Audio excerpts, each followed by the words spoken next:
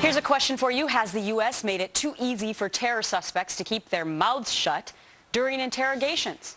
Michigan Congressman Mike Rogers, incoming chair of the House Intelligence Committee, thinks so, and he's ready to challenge the White House when it comes to questioning suspected extremists. Congressman Rogers joins me now from Capitol Hill. Good morning to you. Gretchen, good morning. And by the way, Brian, I'll make some big news for you this morning. I'll be voting for John Boehner for Speaker. No surprises coming from you. I'll pass it along to Brian. Thanks very much. Yeah. Well, you're going to have the power now to make some very big changes yourself.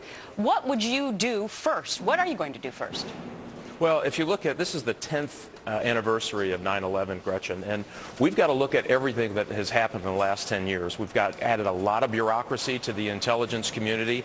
Well, we've added a lot of administrative burden to FBI agents trying to work in the field and case officers working overseas to recruit spies.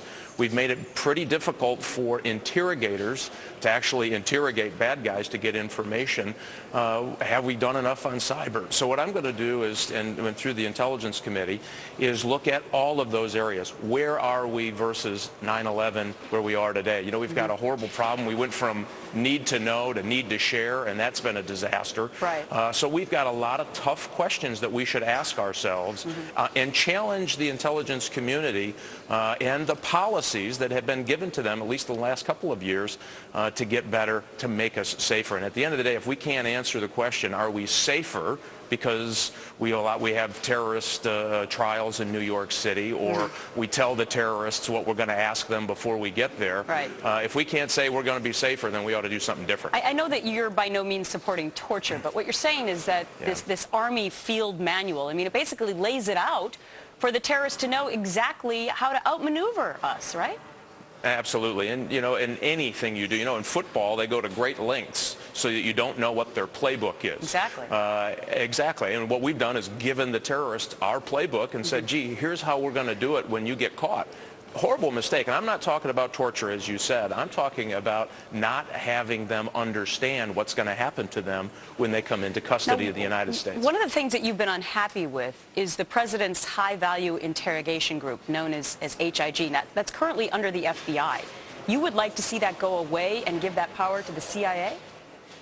Well, here's the thing. I mean, what this group is, it was a political creation because of all the interrogation political kerfuffle that happened in the last election. So they created this group based out of Washington, D.C. that will cost money. It's another layer, another hurdle to agents in the field actually getting to talk and interrogate suspected terrorist suspects. And they're going to fly out to wherever they are in the world. So this big group is going to get visas and fly in and announce it to our liaison partners that they're coming in to do this interrogation. And in all the times they've done it, it hasn't worked. And here's the thing that should concern all Americans. They said we're going to do the Army field manual, but they put the FBI and DOD and CIA officials in the same room. Guess what?